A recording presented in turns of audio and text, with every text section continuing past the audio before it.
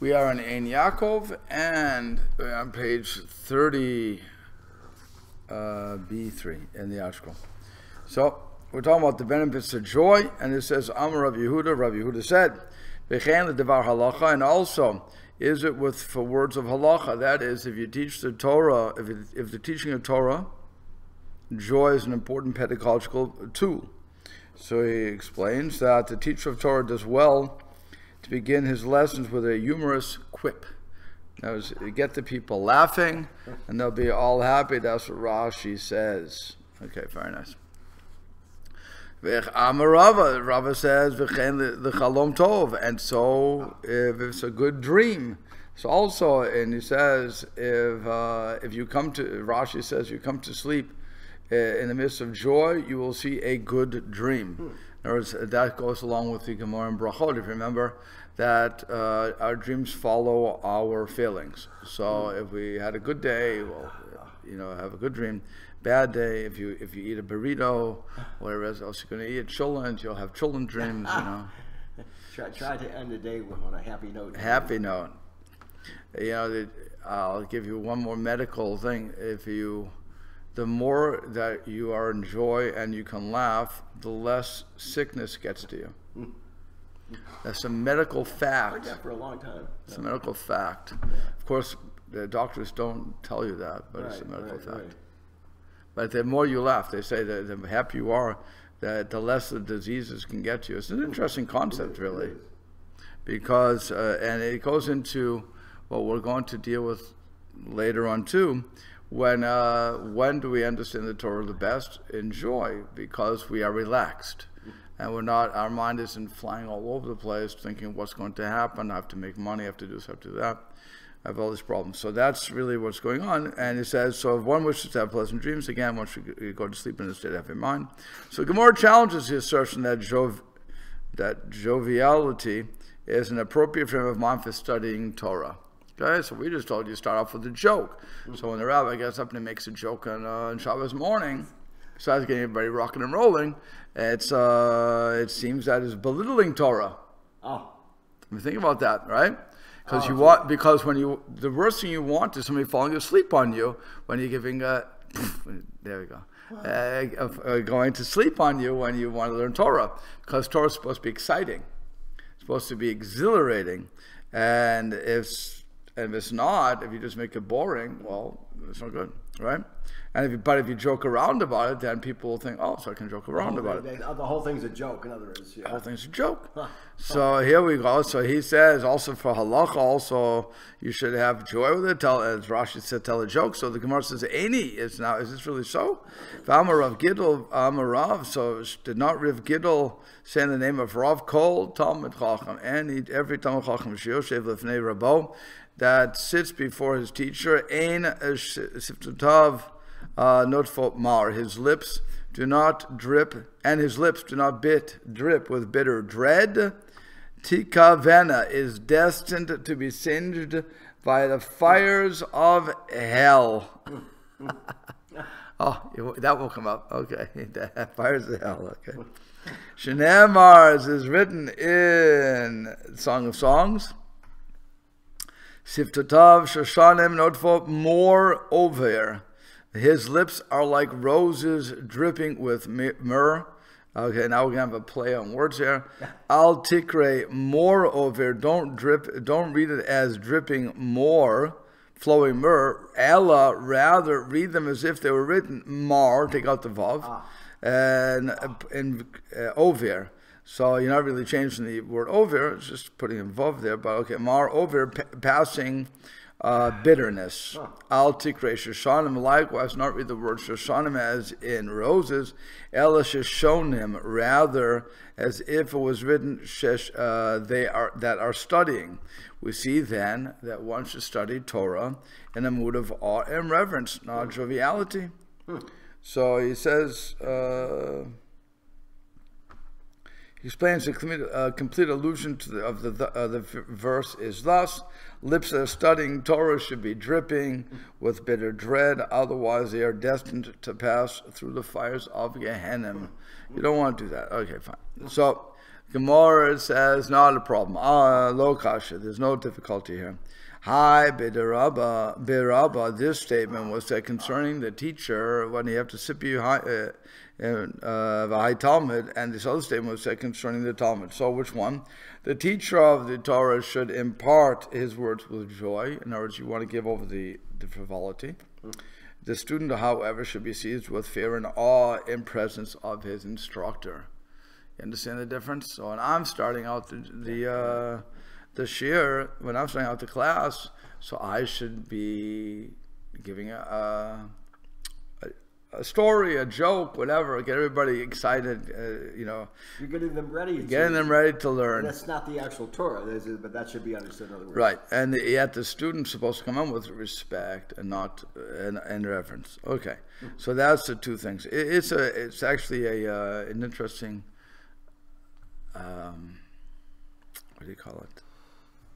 You're straddling a tightrope. You're walking. Yeah. You see, it's interesting tightrope because on one hand, you want everybody to be excited, and so you want to give the jokes over.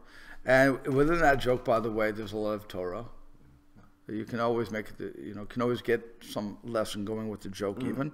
But nonetheless, you want people to look forward to it. At the same time, you don't want them to see the rabbi as Jerry Seinfeld, the comedian.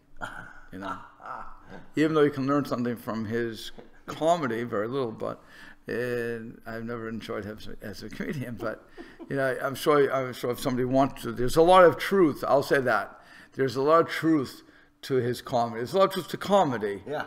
And so when you're watching that stuff, or when you're listening to it, even if you don't laugh, which again would be my style with him, but I didn't. Good. There were certain comedians I would laugh at, certain I don't.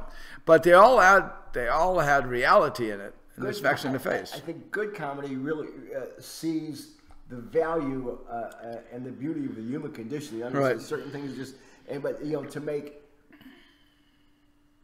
like in the style of what's his name, Eddie Murphy when he first started out. I quit watching him. He was so filthy in his smile. It was terrible. Right. Then he became much better later on. I'll give you a blast from the past. The kids won't know this, but Foster Brooks. Yeah. Remember Foster Brooks? Johnny Carson, yeah. Foster Brooks played a drunk. Yeah. And his comedy was timeless. It really was timeless because of the human, like you said, the human condition. Yeah. After a while, you knew what he was going to do, so you got tired of it. Yeah. But it was, I guess it's not timeless as a result of that. But when you first see it, you laugh. It's when you first see Abbott and Costello, you laugh. Yeah. You can't, who's on first and what's and so on and so forth. You get a big kick out of that. But that's the point. If you have a good lead in, so I can get you going, I can get you to watch the rest. That's what he's saying. Okay. Yeah. If you want, I'll tell you, both this statement and the other one, so both statements, namely, you have to start with a joke and you have to have fear said concerning the teacher. Velokash is still not a difficulty. Why? For this statement applies before the teacher begins his lecture. Yeah. That's when he tells the joke. And this statement that you have to approach it with reverence, it appears after the teacher has begun the lecture. And indeed, these points are illustrated by that which Rabbi used to do. For Rabbi, before beginning to address his students, what would he do? He would say something humorous, and the students would laugh. So he says, this moment of humor would stimulate their minds for more serious discussion that would follow. The Soviet, but afterward he would sit in an atmosphere of trepidation, and begin his teaching. Yeah. So again, that's also an attitude. And it's so interesting because we don't just see this. Maybe Bill can tell us. Because Bill's been seeing a lot of things, but in speeches in general, political speeches, and academic speeches, the speaker seems they want to start with something light. To get, like I say, get the audience warmed up. Academic speakers never speak light. Well, they start off boring and they end up boring. I mean, if you're addressing a general crowd, Right. Yeah. No, that's the thing. You tell a good story, and people like the story. If you listen to any accomplished speaker, that's what they'll do. They'll start with the story. They'll get a little serious. I remember there was once. I remember when I was in high school, last century, when I was in high school. There you go. And there was a play. It was an interesting play. The play was a guy who was trying to avoid the draft. It was a little vignette. Guy was trying, so he goes into the doctor's checking him out, and he wants to say he can't see, he has flat feet, he has all this stuff, and it's one slapstick after another. It's just very funny. The audience is roaring. All kids. I mean, we're all high schools. We're all high schools. And they were professional actors, and they wanted to make a point. And here's the thing. Then they switched. When the doctor says you're a 4F, which means you can't join the army. We can't draft you. You're a 4F. I don't know what 4F stood for, but that was what they called them, 4F. It went from 1A to 4F, as I remember. The 4F you flunked out, totally flunked out, right? 1A is super duper. Okay, so he couldn't make it. Yeah. After the doctor leaves the office, suddenly the guy goes serious, and he passes every test. And you could see he was upset that he was called a 4F. So he has to prove to himself. And the entire audience followed the lead. The guy was a very good actor. We followed him right into that sadness. And they wanted to talk to us about that and blah, blah, blah. I'm not sure what their point was anymore, but I remember the act where he went from total comedy to total seriousness, and he brought us all along with him. And we felt bad for him because we saw that he didn't want to do it. And but it was interesting because that's what the rabbis would be doing here. They would bring you into it to get you rocking and rolling. Okay, we had a good joke. Okay, now let's be serious. Boom. Yep. And that's it. Now you did that when you were in your teaching career. I'm sure many times. Yeah. I think as teachers we like to do that. We realize we want to get you involved in that. Okay, we've done this. Now let's sit down, open your books, and we have to get ready to learn. So that's what he was saying here. I think there's a real correlation between a comedian and a teacher and a public speaker. Okay. That comedians say you have like 15 to 30 seconds to catch the audience. 15, really, that much? But I mean, it's got to be immediate. Right. That if it doesn't work in that first half minute, it's not going to work. Correct. Correct. And you can see students and audiences just be completely turned off in the first couple sentences. Right. Right. I had a high school chemistry teacher like that. He was totally dull, monotone voice. I mean, the pitch of his voice never changed.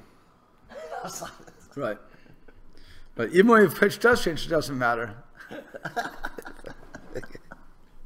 it also with this attitude of the rabbi, right? That you know, it's not exactly being filled with joy doesn't mean silliness.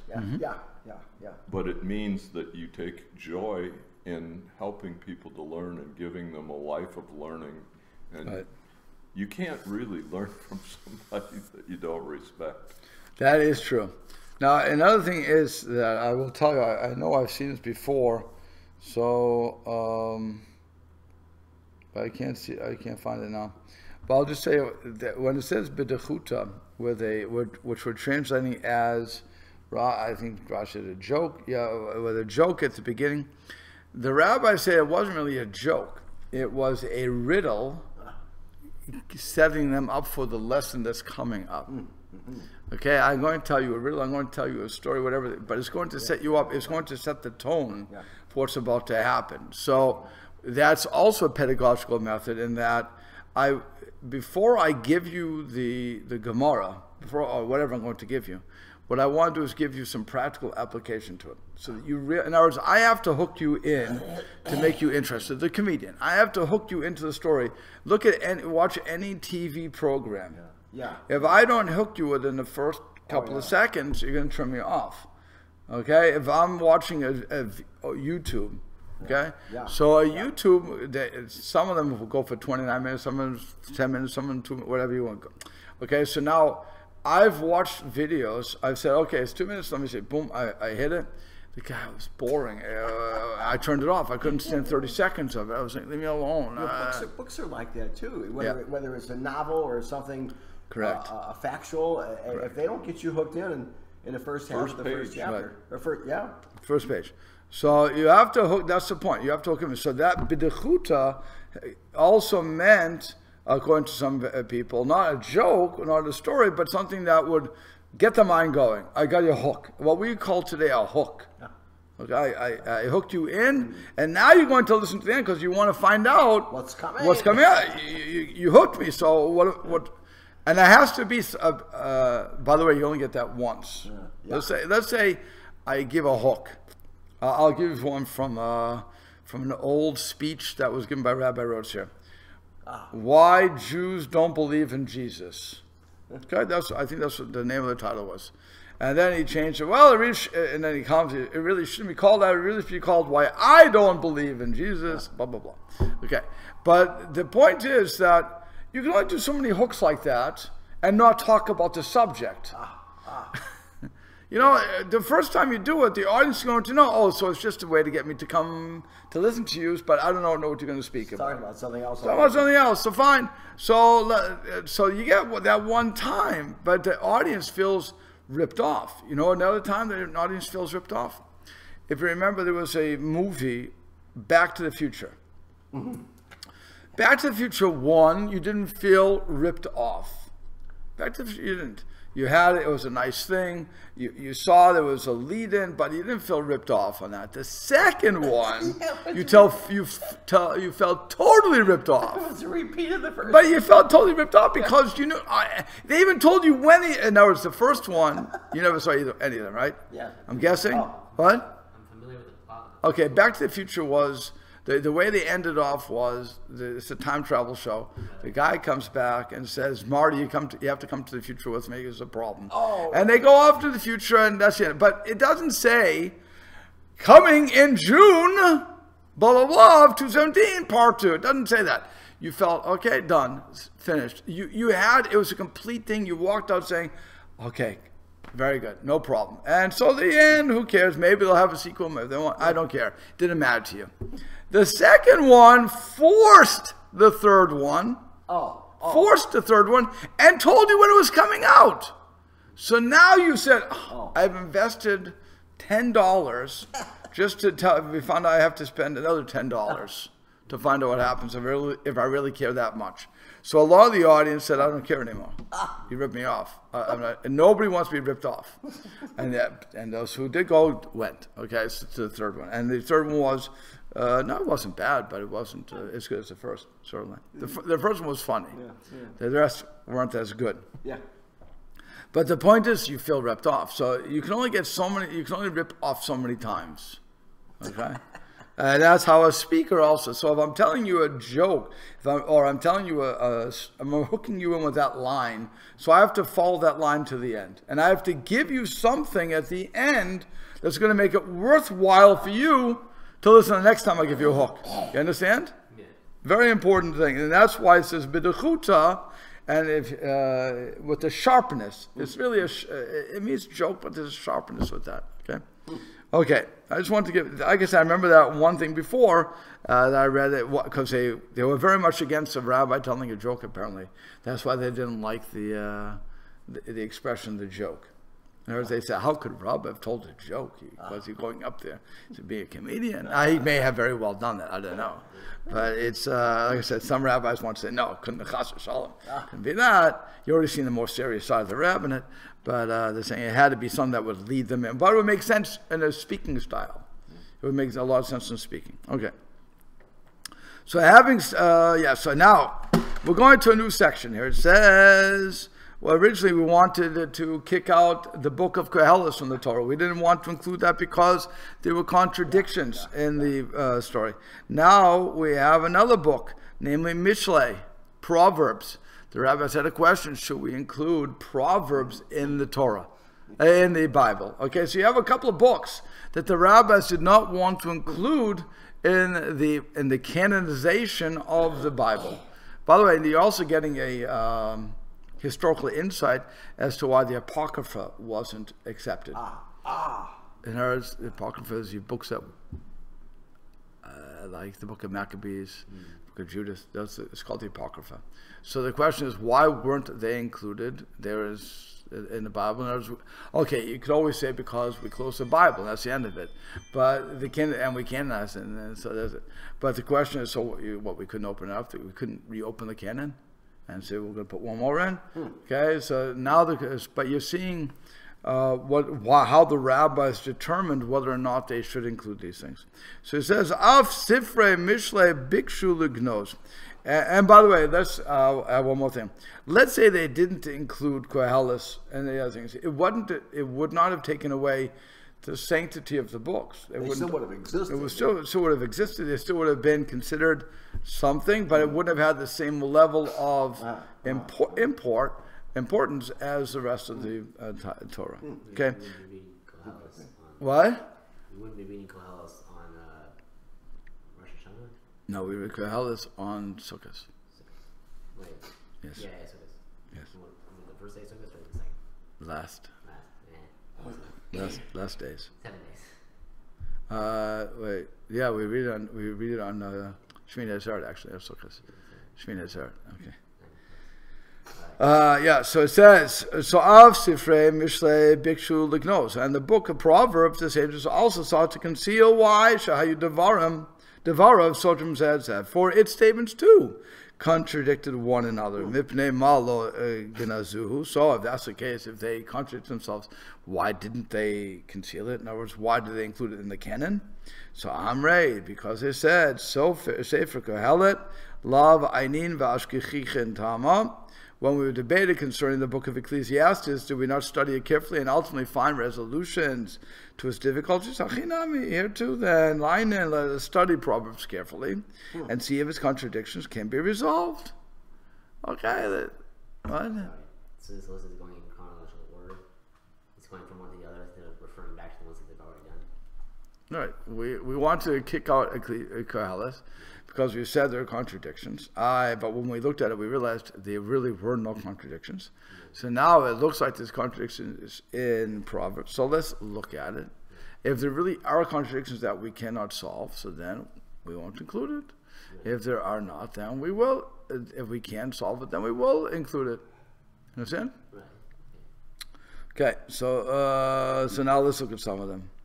Umay Devar of Sotrim says that, and to what did the sages refer to when they said the contradiction, the statements contradict one another? Ketiv, it's written, Alta Ankesil ki Ivalto, do not answer a fool according to his folly.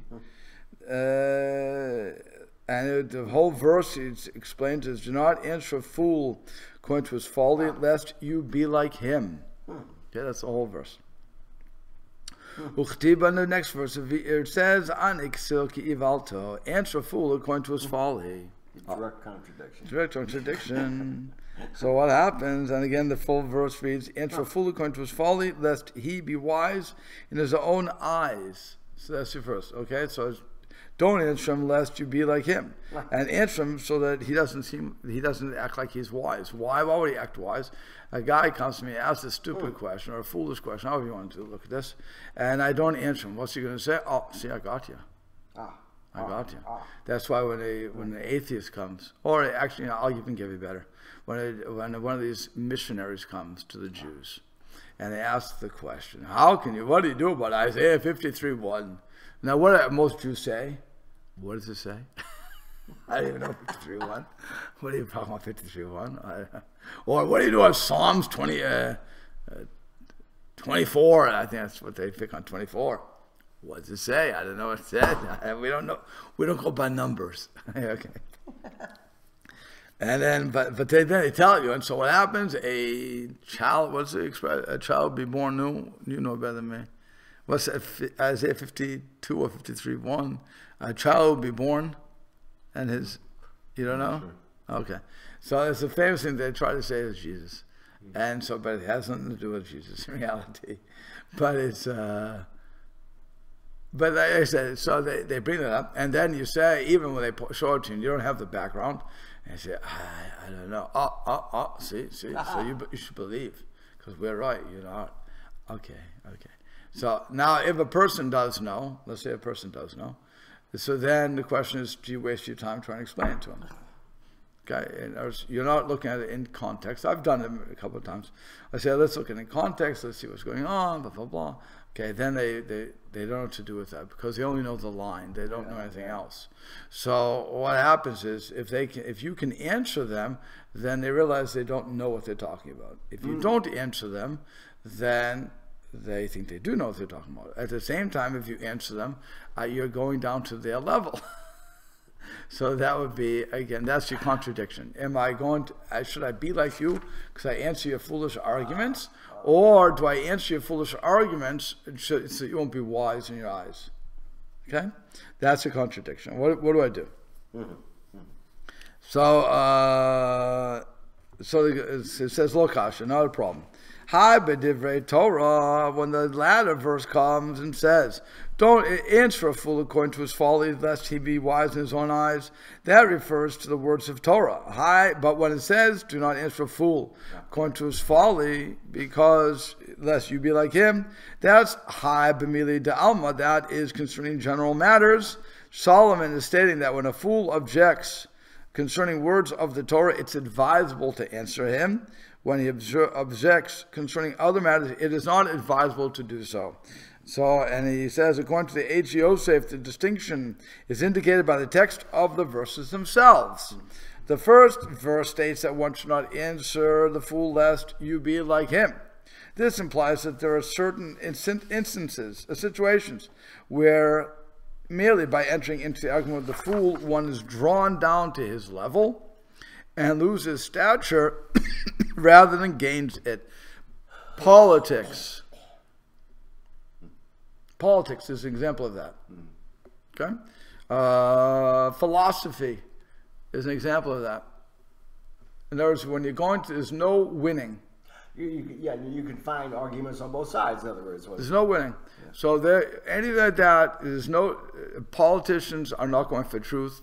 That's a double passion. Okay.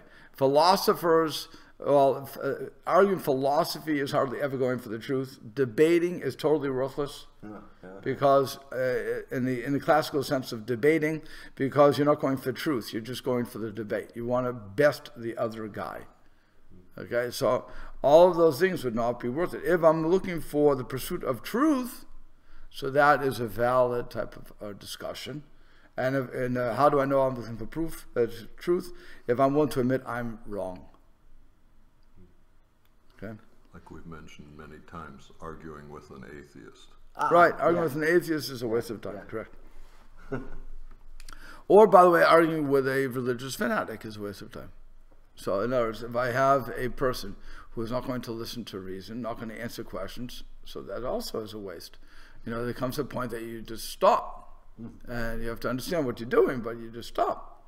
If you see that there's nowhere to go. Okay? Because you're not going to gain anything. You're trying to gain knowledge, and you're not going to gain knowledge there.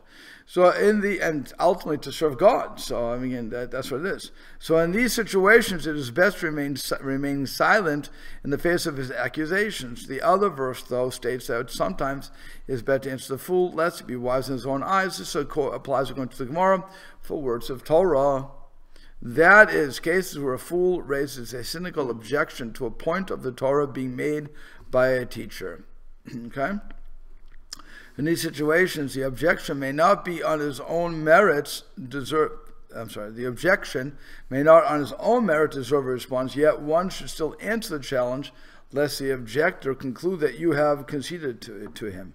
Okay, we're going to have some showings of this. But this is, to go to the atheist for a second. When the atheist asks a question, we should answer the question. Not to get to a debate, but just to answer the question. Because what happens, once I show, and I've said this many times, once I show that I have an answer, it shows I thought about the question, there's my answer.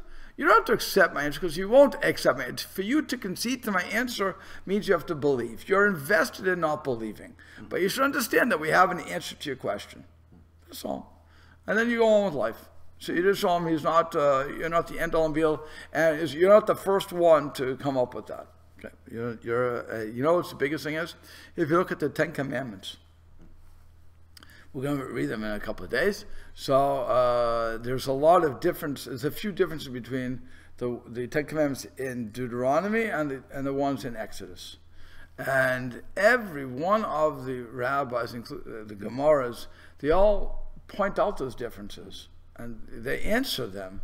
What happens? You have the biblical scholars later, the Epicurus of the world, and they come and say clearly it's written by man. And different schools of thought because they're different words and different reasons. And yes, the rabbis, they learned from the rabbis.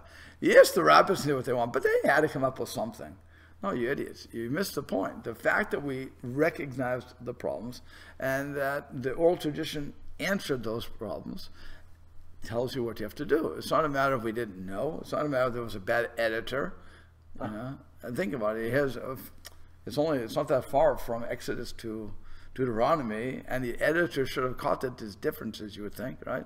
The ultimate editor should have figured that out. Yeah. Okay? So, what are you doing? Yeah, no, how come they let it slip by? Right, well, all these years that it slipped by, nobody noticed until you guys came along. Okay.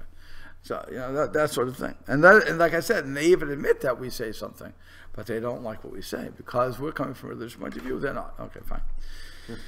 But okay, so now, but different Torah mahi. So we stated earlier that in the matters of Torah, it is advisable to refute the objections of a fool. What's an example of this? So Rabban Gamliel v'Kaidar. So it was like the time that Rabban Gamliel sat and expounded the following idea: Atida isha sheteled b'chol yom. When the Mashiach comes, a woman is destined to bear a new child each and every day. You got that? You buy it? If you don't, here, Shneimar is written in the Pasuk. Harav Yoled Yachdav, she will conceive and give birth together. Okay? So he explains that in the time of the Mashiach, a woman will be able to conceive one child as she's carrying another. Also, the period of gestation will become much shorter. Thus, a woman will be able to deliver one baby even as she carries or conceives another.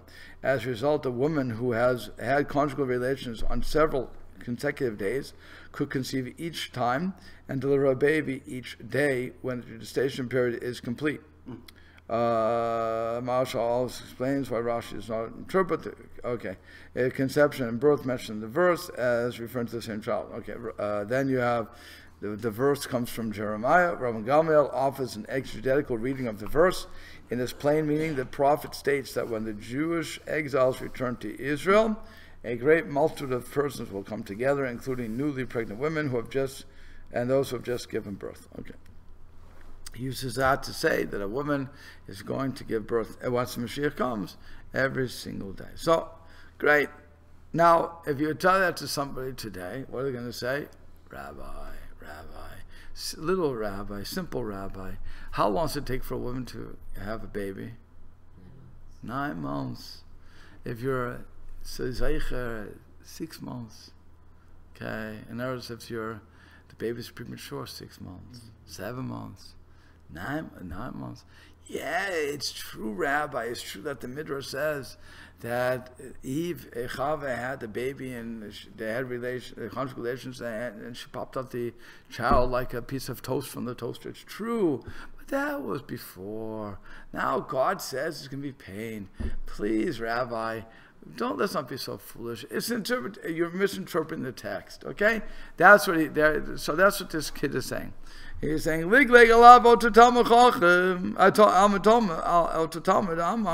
so upon hearing this, a certain student scoffed him and saying, "En kol chadash tachar hashemesh." Could such a thing really happen? Could nature change? We say in Tehillah? No, it says Proverbs probably. There's nothing new under the sun. Where is it? Oh, it's Ecclesiastes, sorry. Oh, that's right, Kohelet. Also, although the student cited a verse, the essence of his question was a sarcastic disbelief that such unusual phenomena are those as those described as Rabban Gamliel described would ever really occur. we have a rule. Ein chadash tachal hashemesh, right? It says into Koheles 1,000 different times. There's nothing new under the sun. If there's nothing new under the sun, so how can you say that a woman is going to be giving birth, can be pregnant while giving birth? Really, that's the question. How can we be pregnant? How can she give birth every day? How can she be pregnant? She can be pregnant while giving birth. That seems illogical. Okay, and we say there's nothing new under the sun. But by the way, you're learning how to be sarcastic, right? You quote a verse in the Torah. How do I get you? I quote a verse in the Torah. You say one thing, I say something else. Okay, it's not just how can it be. He had a verse to back himself up, even though he couldn't believe it. So, Armalo, Ram Gamil respond to him, come, I will show you an example of this kind of thing occurring right here, right now in the pre-messianic world. Nafak, he went out, achvele tangolet. He went out and showed him a hen that lays a new egg every day. Rav Gamliel thereby showed the student that as an example of overlapping pregnancies already exists in the natural world, for the hen can carry simultaneously several eggs that were fertilized at different times. Thus, this phenomenon is not truly new under the sun, right? It already happened. So what's the big deal? Today the hen is doing it, tomorrow the woman will do it. No big deal. Okay, so he said, again, that's the answer. I can give you an answer. You ask me a question, I can give you an answer. So it's done. I have to answer because it's divrei Torah. You cannot mock Torah. Understand? If it was something else, again, if it was going to pick on the political leader, Caesar of those days, or whatever period, it's Caesar. If they were picked on the Caesar, say, what is that? Okay, doesn't die. Who cares? But this I have to answer. So then, the two Yativ Ram Gamliel. So now we have again Ram Gamliel giving a lecture of a Kai Darish, and he said, when the Mashiach comes, trees are destined to bear new fruits every day. Shneimar says, "V'nasa ana ve'asa peri," that it shall bring forth fruit, branches, and bear fruit. Very good. So my ana v'chol yom, just as a tree regularly brings forth a new branch every day. A peri v'chol yom. So too will it bring forth fruit every day. He says, somewhere on the tree, a new shoot will begin to form every day. Okay, fine. So once again, Lig Legalav Otu Talmud. Amar. So once again, that certain student, he had every teacher has a student like this, by the way. You say something, the student says, no. Okay. Every student, every time. And once he says, excuse me, it's written, in kol chadash tachal hashemesh. There's nothing new under the sun. So again, if the tree is not doing it now, how can you do it? So now what's he going to do? Show him what? Right, okay, good. He said to him, I'm going to show you an example of this right now. Thereupon, Rabbi Gamliel went out and showed him a caper bush, a plant that brings forth 3 different products in quick succession. And he explained, Baruch Hashem, for our school, they knew I wouldn't know what a caper bush was. She says, a caper bush is a low, prickly shrub native to the Mediterranean regions. In the days of the Mishnah and Talmud, 3 products of the bush would come leading: its fruits, its palm-like shoots, and its flowers. Each of these 3 parts of the bush would bloom in quick succession. So there you go. So he's going to show him what is out there.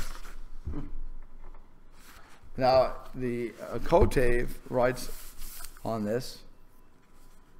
It says, Mikan Lamdu, Amita Kavana Drasha. From here we see the intent, the true intent of these little stories. It's not like it's not like the simple statement is really going on.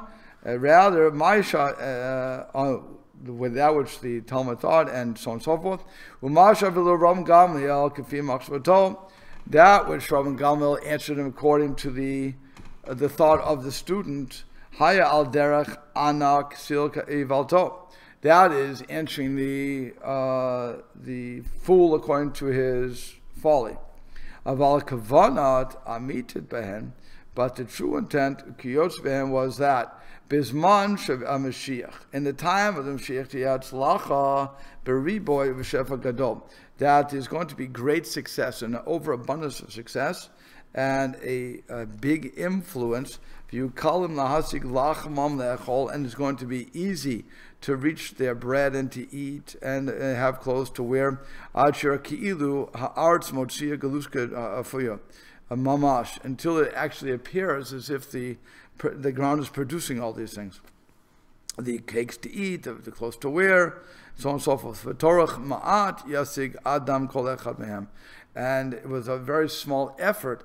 Every man is going to reach aval lo shishtanu sidrei bereshit mitzvah. But it's not that the actual bria is going to change. Creation won't change. Rak sheyasig ha'adam kol tzaracha b'nachat. But rather, every person is going to get what they need easily. V'lo yistarech liyigia rab, and it wouldn't take much work. V'tzricha b'zman me'ela, that is necessary in these days. Really, that was what was going on according to the Kotev, looking at these stories, because it seems like the same story over and over again. I bring up a verse, you make a joke of it, I show you something that's going on in this world, and you're satisfied, but really what he's trying to tell them, according to that commentary, is that it's a matter of, in this world we have to work hard, in the next world we won't have to work hard, it's going to be there. And finally, the last story, I believe it's the last story, what did I just do here? Yeah, okay, one more story, right. So, to Yativ, Rabban Gamliel, Kaidarish again, Rabban Gamliel sat and expounded and said, Atida Eretz Yisrael, Shoshi Gelusko Klei Mela. When the Mashiach comes, the soil of the land of Israel is destined to bring forth ready-made bread, wool, bread rolls, and fine woolen clothes. Oh, I just gave that over to you, okay? Yeah, so Shneimar says he pisad bar ba'ar. So it would be a pisad bar in the land. Pisad bar, the actual translation of the verse is, there should be an abundance of grain in the land. The words pisad bar, though are interpreted homiletically, here as references to bread rolls and woolen clothes. On one level, the word pisat is seen as related to the word pisat yad, which is the palm, so that the verse speaks of grain that is flattened out like the palm of a hand. It was made into bread. On the other level, the word pisat is seen as denoting stripes, which is in other words of pas. And since this word is used in scripture to note Joseph's multicolored cloak, it is interpreted as here as an allusion to the idea of clothing. So it says, Ligleg alav ot Talmud v'amar, again, that student scoffed and said, "En kol chadash techel shemesh." He likes that line. This is one line, okay? That's his throwaway line. Excuse for everything. This other one, the sun. Shamalei, Varechav, come and show you something in this world. That would be like that. So nafak ach v'lei kmehan Uftriot. Okay, so then thereupon Rabban Gamliel went out and showed him mushrooms and truffles, plants that grow quickly to maturity over a single night, and whose round shape approximates a bread roll. Ve'achle melat navra bar kara. And as reference to the fine woolen clothes, Rabban Gamliel showed the student the bast of young palm heart, which it says, when a palm heart begins to grow, it is encased in a wool-like natural sheathing known as bast. This sheathing could theoretically be used for clothes, and indeed is commonly used as raw material in the production of rope and matting. So you see that there's a whole storyline going on here as to, again, defending that if the person mocks Torah, then we have to defend that. And that's all we've seen from the stories. On the other hand, if he's just talking about something else, we should not get involved in that, because then we're going to lose stature and be like him. So this person is considered a fool because he's purposely wanting to make fun of the Torah. But he's trying to use that against you, and so then you have to respond to him. Correct. So if somebody is going to, that's why I said when somebody wants to pick on a verse, you say something, somebody picks on a verse, then you are obligated to answer that person, to show that person, to show his folly, and to show that there's a way to understand it. Because whatever the rabbis wrote, whatever the rabbi said, there's Torah behind it. It's up to us to figure out what they're talking about. Sometimes it's more difficult because we're not engaged in that. Other times we'll be able to do it quicker. And that's why the more you learn, the more you know. And the more, again, you should be learning the Maisa, you should be learning in order to do it, not just to show how smart you are. But nonetheless, if you, when somebody brings something up to you, you should be able to answer, which is why we have to continually study Torah.